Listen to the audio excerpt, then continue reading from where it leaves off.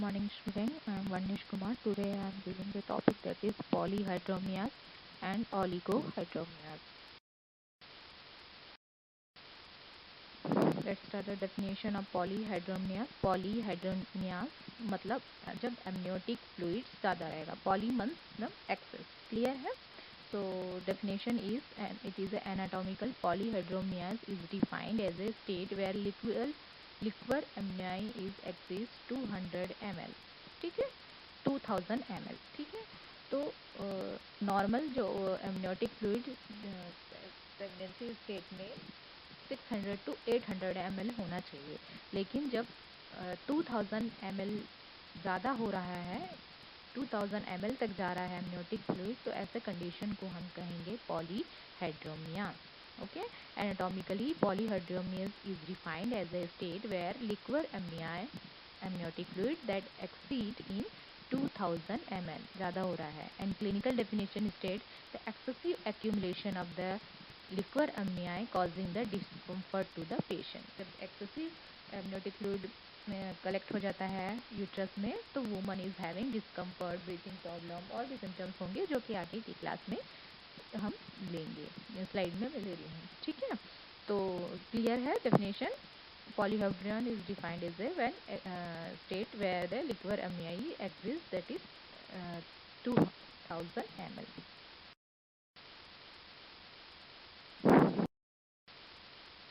Incidence, the incidence varies is 1 to 2% of the cases में आते हैं. It is most common in multipara में ज़्यादा होते हैं. ठीक है, second pregnancy, third, fourth pregnancy में ज़्यादा होते हैं. While minor degree of hydramnios are common, minor ज़्यादा होता है. ठीक है, and hydramnios sufficient to produce clinical symptoms probably occur in 1 in 1000 pregnancy. ठीक है, ज़्यादातर 1000 में अगर प्रेगनेंसी आ रहे हैं तो एक पेशेंट होती हैं पॉलीहाइड्रोमियास वाले. ठीक है, नाउ इटियोलॉजी, ये जनरली क्यों होता है, what is the causes of polyhydramnios. एक तो फर्स्ट है fetal anomalies. Fetal anomalies 20% cases में. लेग एनेंसेफेली है, ब्रेन डेवलप नहीं हुआ है बेबी का, कंजेनिटल एबनॉर्मलिटी है, ओपन स्पाइना बाइफिडा है. ठीक है, स्पाइनल प्रॉब्लम है बेबी को. ठीक है, उसके कारण होगा इसोफेजियल डिड्यूनल एट्रेसिया. ठीक है, कंजेनिटल एबनॉर्मलिटी है बेबी को बाय फीटस पीरियड से ही. ठीक है, ड्यूडेनल स्टेज मतलब उसकी जो स्मॉल इंटेस्टाइन ये सब जुड़े हुए हैं कहीं से. ठीक है, इसोफेजियल कहीं पर जुड़ गया है, ट्रेसिया उसी को कहेंगे. ठीक है, वो oesophageal and duodenal atresia. Facial clapped and neck masses है, क्लैप्ट पैलेट वगैरह है. ठीक है, नेक मासेस फॉर्मेशन है.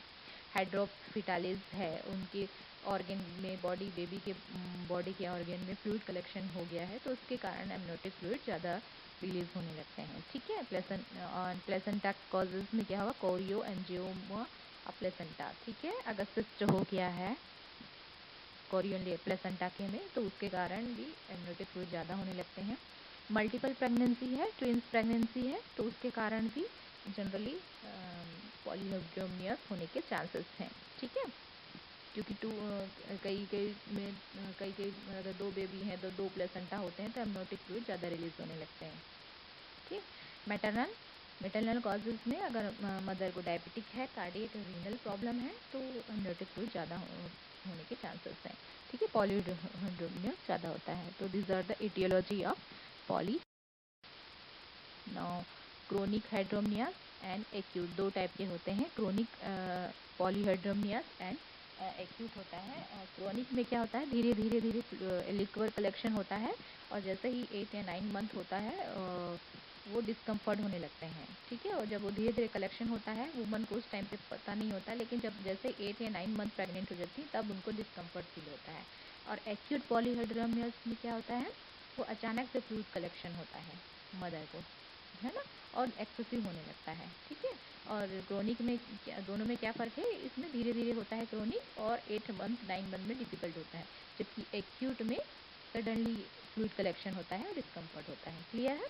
तो फर्स्ट इज क्रोनिक पॉलीहाइड्रोमियास, कॉमन है in the majority cases. Accumulation of liquid is gradual and the patient is may not be discomfort. Gradually धीरे धीरे स्टार्ट होता है, उस टाइम पे उसको अनकम्फर्टेबल फील नहीं होता है। लेकिन जैसे ही वो 8 या 9 मंथ प्रेग्नेंट हो जाती है, तब फ्लूइड कलेक्शन जब ज़्यादा हो जाता है, तब उनको डिफ़िकल्टी है। तो क्या क्या डिफ़िकल्टी, क्या क्या सिम्टम्स होगी पेशेंट को? Mechanical causes like respiratory problem होगा, patient is suffer for dyspnoea होगा उनको, ठीक है। सेटिंग पोजीशन, इजीली ब्रीथिंग, ठीक है, मतलब चलने में उनको दिक्कत होगी, स्ट्रेट लेटने में दिक्कत होगी, सोएंगे तो बैठेंगे तभी नॉर्मल उनको लगेगा, ठीक है। कार्डिक पैल्पिटेशन, जल्दी थोड़ा बहुत भी चलेंगी तो उनको पैल्पिटेशन चालू हो जाएगा, ठीक है। Circulatory oedema of the leg, varicose leg और वॉल्वो हेमरोज, ठीक है, स्वेलिंग रहेगी, ठीक है। ये सारी चीज़ सर्कुलेटरी सिस्टम। और क्या क्या सिम्टम्स साइन रहेंगे? डिस्पनिया रहेगा लाई डाउन पोजीशन में, प्री एक्लेम्शिया, हाइपरटेंशन होने के चांसेस हैं।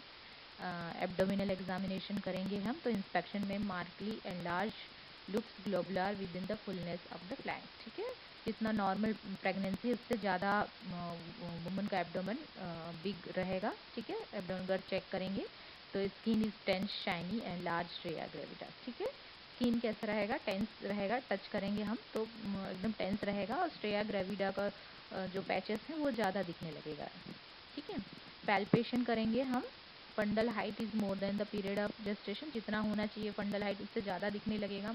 एब्डोमिनल गर्थ भी ज़्यादा रहेगा, नॉर्मली 90 to 100 रहता है, लेकिन उससे ज़्यादा 110, 120, 130 तक आएगा एब्डोमिनल गर्थ, ठीक है। Fluid thrill can be elicitated in the direction over the uterus, ठीक है। फ्लूइड थ्रिल मतलब अगर एब्डोमेन में फ्लूइड कलेक्शन है, जब हम टच करते हैं तो थ्रिल होता है एब्डोमेन में, ठीक है। जैसे कि एक बलून में वाटर रहता है, तब हम टच करेंगे तो कैसे वो बलून थ्रिल होता है, हिलता है, उसी तरह से एब्डोमेन में भी फील होगा, ठीक है।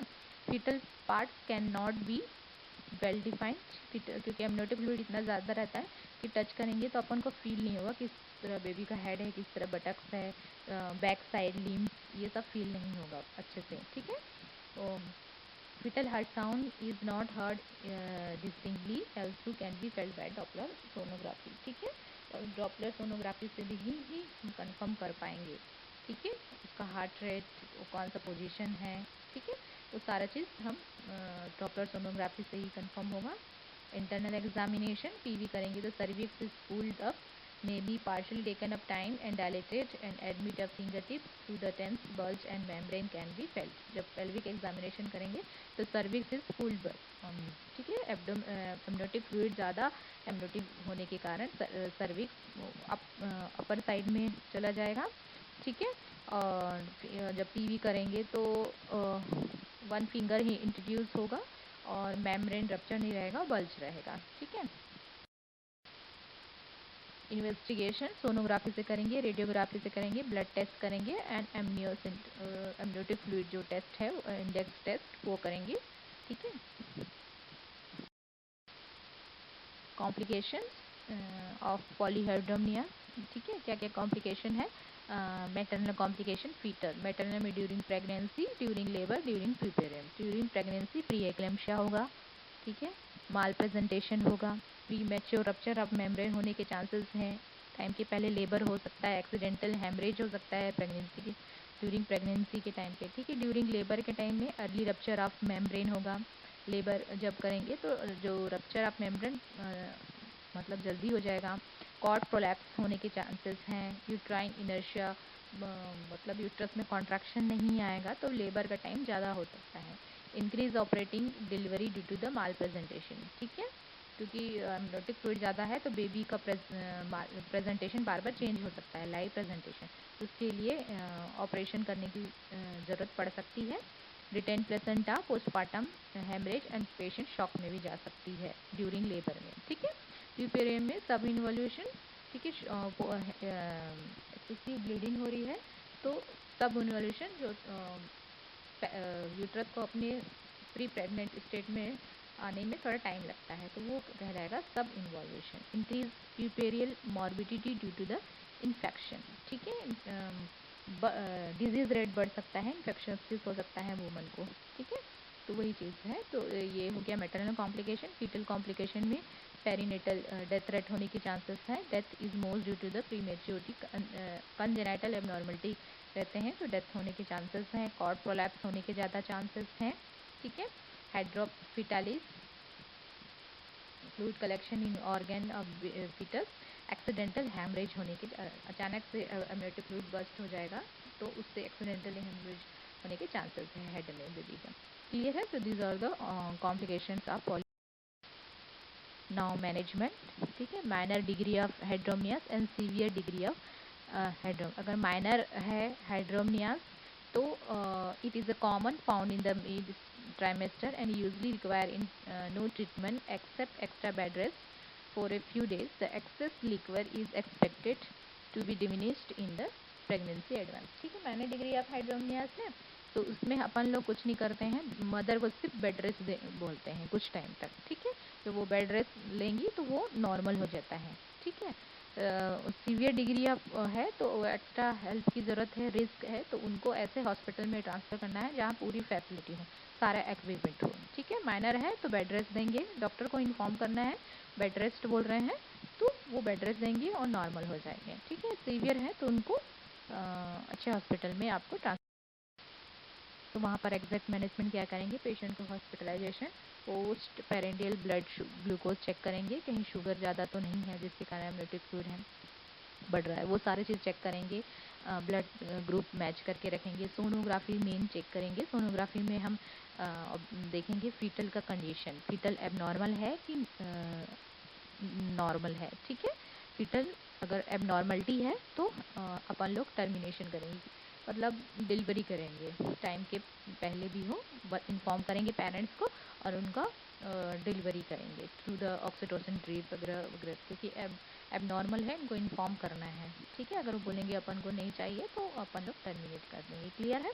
अगर नॉर्मल बेबी है, नो फीटल एबनॉर्मलिटी है, उस कंडीशन में हम देखेंगे मदर का कंडीशन क्या है। ठीक है, अगर वो ट्रीटमेंट जो दे रहे हैं, रेस्ट दे रहे हैं, कुछ मेडिसिन स्टार्ट किए हैं तो वो रिस्पॉन्स कर रही है, रिस्पॉन्सिव टू ट्रीटमेंट, तो to continue the pregnancy management to complicating the factor. ठीक है, अपन लोग कोशिश करेंगे कि उनका प्रेगनेंसी कंटिन्यू हो, कंप्लीट हो जाए 38 वीक एटलीस्ट, और जितने भी कॉम्प्लिकेशन फैक्टर हैं उनको दूर करना है इस बीच में। ठीक है, ये रिस्पॉन्सिव टू ट्रीटमेंट है। अगर मैटरनल डिस्ट्रेस हो रहा है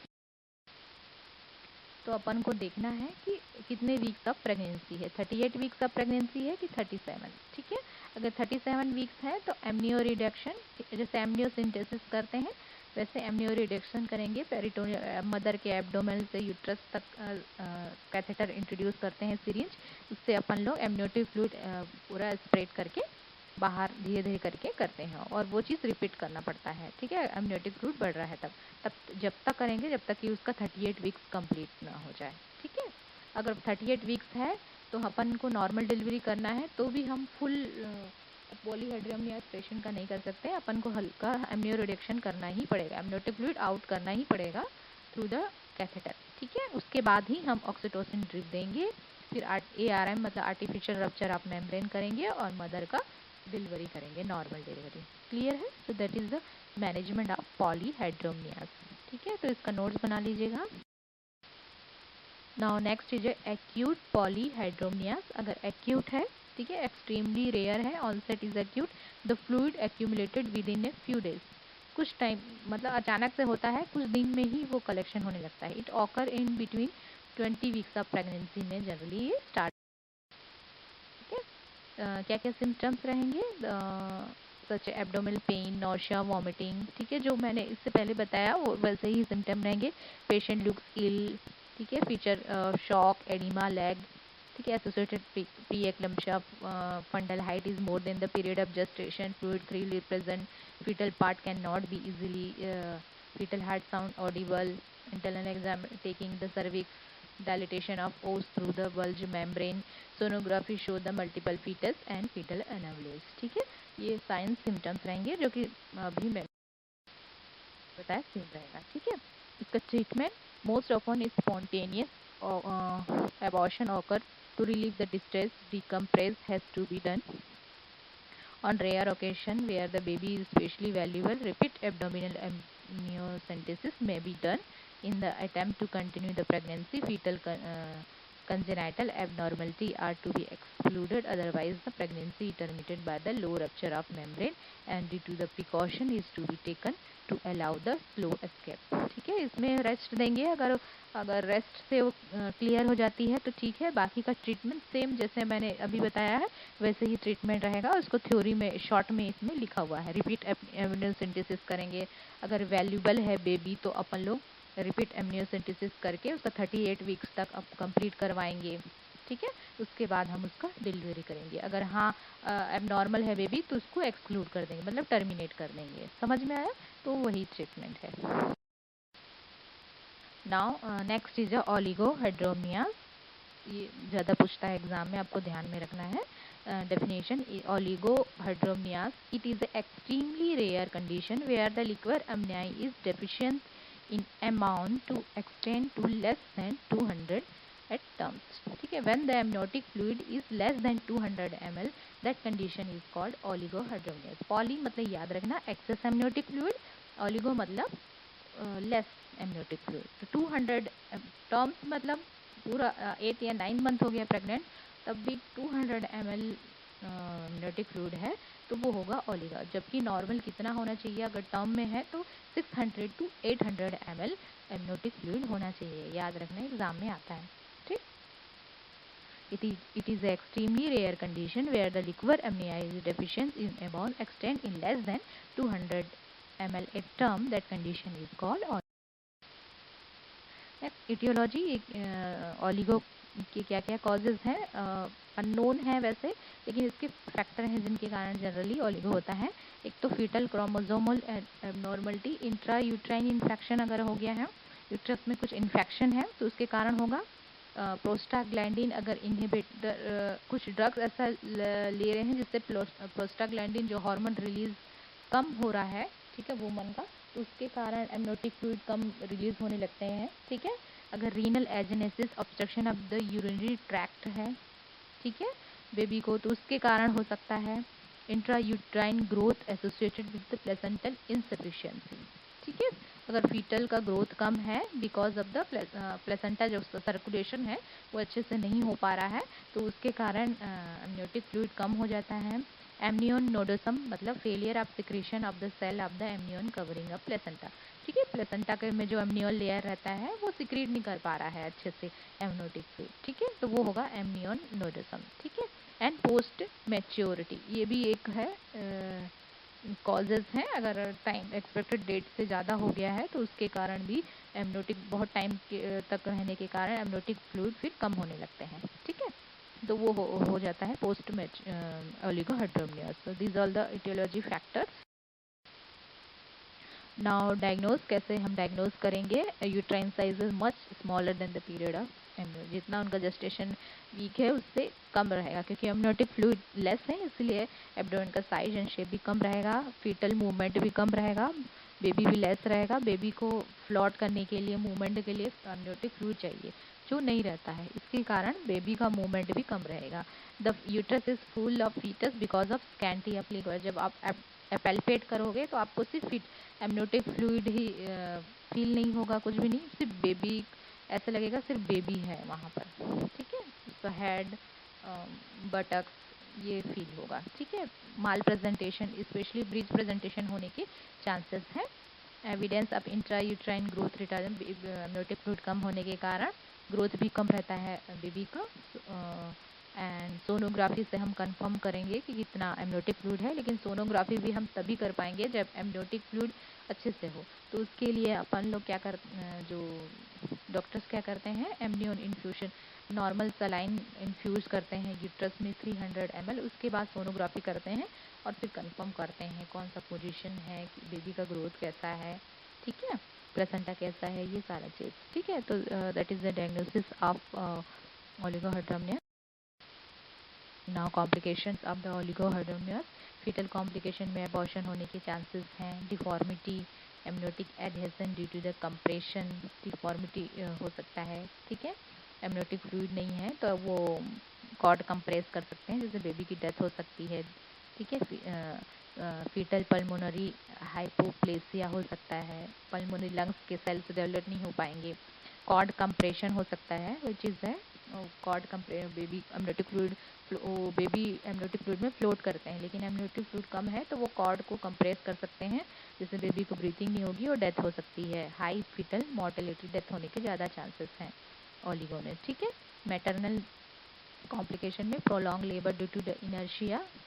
इनर्शिया मतलब उनको पेन नहीं आएगा, कॉन्ट्रैक्शन नहीं आएगा, इसीलिए लेबर का टाइम ज़्यादा ले सकते हैं। ठीक है, प्रोलॉन्ग हो सकता है। Increase operative interference due to the malpresentation. ठीक है, पोजीशन चेंज हो, लाइट चेंजेस होने के कारण ऑपरेशन करवाने के ज़्यादा चांसेस हैं। That is the complications of the oligo.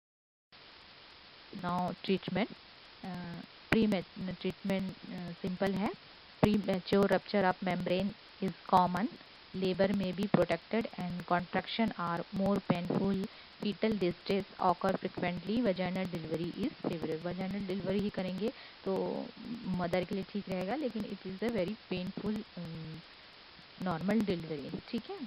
और प्रीमेच्योर रप्चर ऑफ मेम्ब्रेन पहले से हो जाता है। इसके पहले आप पूरा management, first stage of management लिख सकते हैं, क्योंकि शॉर्ट में मैंने डाला एग्जैक्ट मैनेजमेंट। आपको इसके पहले पूरा एग्जाम में आया तो पूरा सारा चीज़ आपको एक्सप्लेन करना है। Preparation, first stage of management, वो सारा चीज़ उसके बाद एग्जैक्ट मैनेजमेंट में आप डाल सकते हैं। ठीक है।